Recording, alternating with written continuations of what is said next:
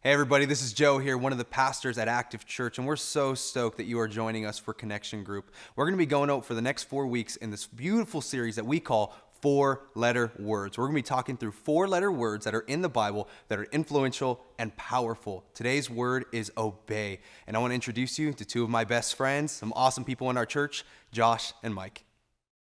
Hey, welcome to Connection Group. I'm Mike, this is Josh, and we're beginning a series called 4-letter words. So Josh, could you tell us a little bit about, don't use 4-letter words, Sure. but just tell us about this series, 4-letter words. Yeah, so one of the things that we wanted to focus on and to talk about for a moment is how we use these 4-letter words in culture. They get thrown around at our house, they get thrown around in the workplace, and for the most part, when we say 4-letter words, some of the ones that we think about are the negative 4-letter words, right? Yeah. The words that often get bleeped out in shows or get covered up in certain scenes. But in this series for 4-letter words here at Active, we want to talk about some of the positive 4-letter words. And so the one that we're going to be talking about today is obey. Obey. Mike, can you tell us a little bit more about this word? I know this word really well because I'm a parent. Okay, cool. But if anybody's ever been a parent or a kid, which is everybody, right? This idea of obey is to follow and do. As a parent, I give directions to my kids, or I give demands to my kids, or I give direction or authority or whatever it might be to have them do something. I give that to my kids, and I expect them to follow and do. So, hey, Josh, go clean your room. Not that you're my kid. No, but, hey, Josh, go clean my room. I'll go right now. Right? But the idea is that you're going to then follow and you're going to do, and you're going to do what I have said that I've wanted you to do. Right? And so to obey is to follow and do. Mm-hmm. Can you tell us a little bit more about how in the world of the scriptures and in the Bible, is there like a place where we can learn something a bit more about this word, obey? Yeah. One of my favorite stories is actually in 2 Kings chapter 5. I'm already there. Wow. And I love this story. It's a story of a guy named Naaman. And Naaman's a warrior, and he's in a different land than Israel, and he gets leprosy. And that disease during that time would be like cancer for us today, or the HIV virus today, where it's a death sentence. And so Naaman gets this death sentence. And at that time, he had an Israelite child that they had essentially kidnapped. And she is serving his wife.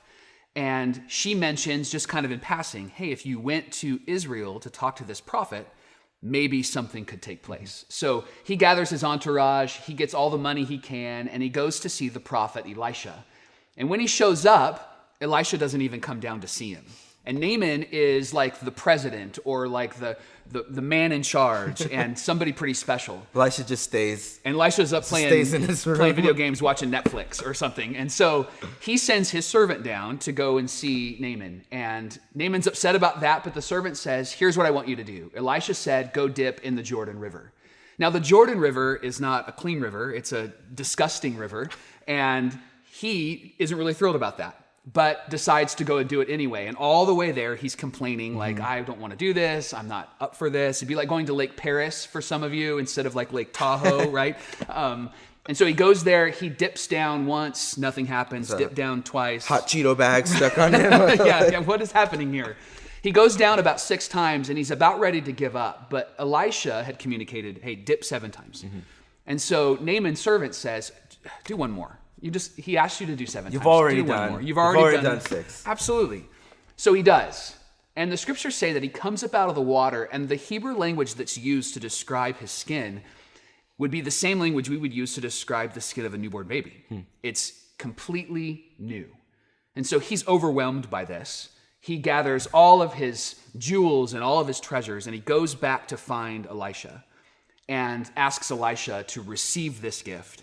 And Elisha says, no, I'm not going to receive this gift. Yeah, no, that's okay. And then he makes this request that we'll talk a little bit about in a minute, but he makes a request to get enough dirt from the land for his mule. And so Elisha goes, sure, no problem. And then he said, I have to go back, and I'm going to be with the king of my country in the temple of Ramon. And when we kneel together, because I have to kneel with him, may I be forgiven. And Elisha says, you're forgiven. And that's the end of the story. All right, Mike, so you kind of gave us a quick glimpse at the idea that's happening here in this whole story. Right. And I want to look at it perhaps from the perspective of somebody who's hearing it for the first time. And I would say, sounds kind of weird. It's a bit strange. So can you unpack a little bit of some of those parts of the story? Yeah, absolutely. I think one of the things that's essential in any story in the Bible is that we can't necessarily say, well, this is how we see the world. How come they don't do it the way that we see it? Sure. And so in Naaman's case, for example, God is meeting him exactly where he's at, but he's also inviting him to take a step of faith or take a step of trust, right?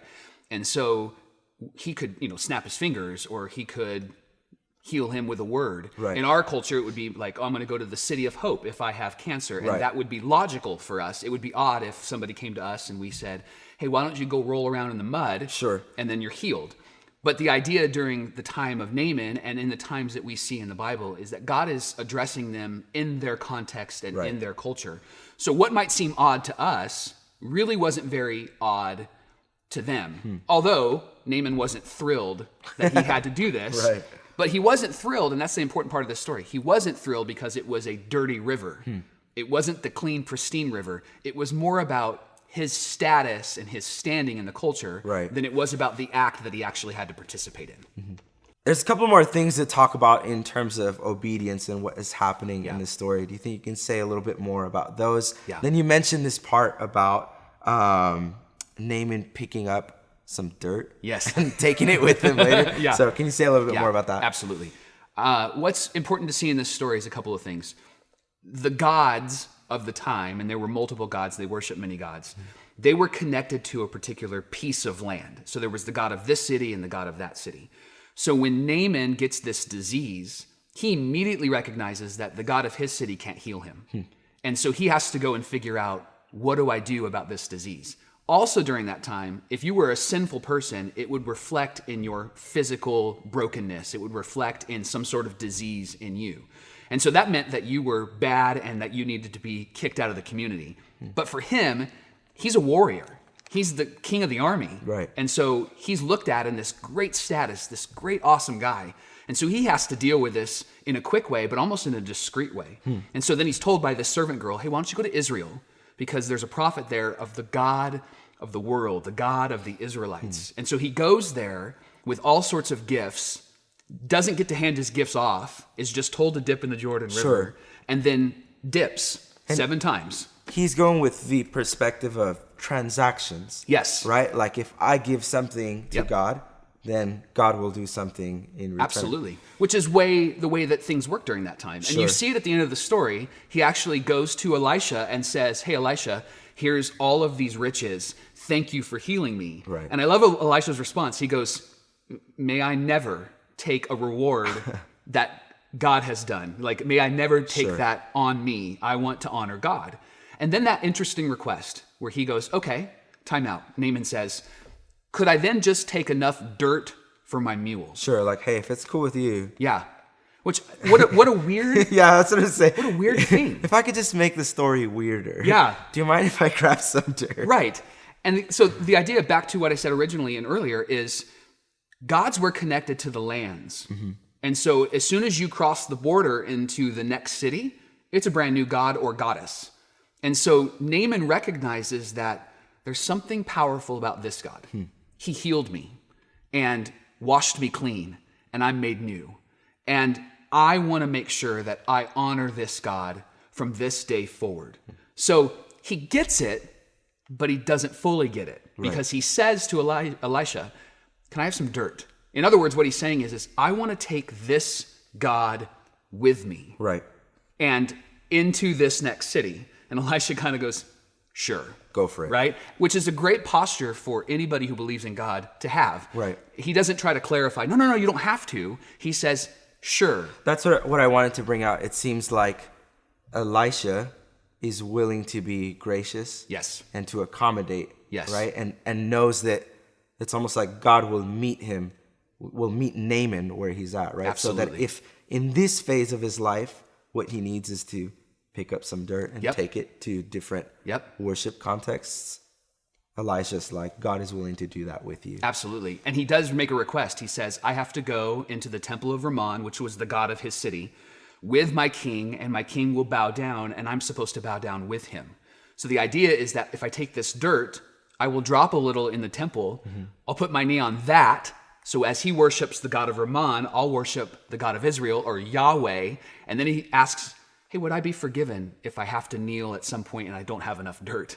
And Elisha just goes, yeah, you're fine. You're good. What a powerful moment. Right. But I think the essential piece for what it means to obey, Naaman actually models for us unintentionally. Naaman recognizes that I take this God with me wherever I go. Right. But even on a deeper level, God is already with me wherever I go. He is in this ground. He is in this city. I think of the story of Moses when he stands before the burning bush. Right. And then God says, go free my people. When he walks in, the writer tells us he's wearing sandals, and the God from the bush says, take off your sandals. At the end of that story, the writer never says that Moses puts his sandals back on. Right. Because maybe his perspective changed. He took his sandals off because it was holy ground, and he never put them back on because maybe now holiness is wherever he goes because God goes with him. Hey, Mike, thank you so much for sharing on obedience. Guys, in this next part, we're going to take some time to discuss this word obey. There'll be some questions that are on your screen, and don't forget to join us for next week.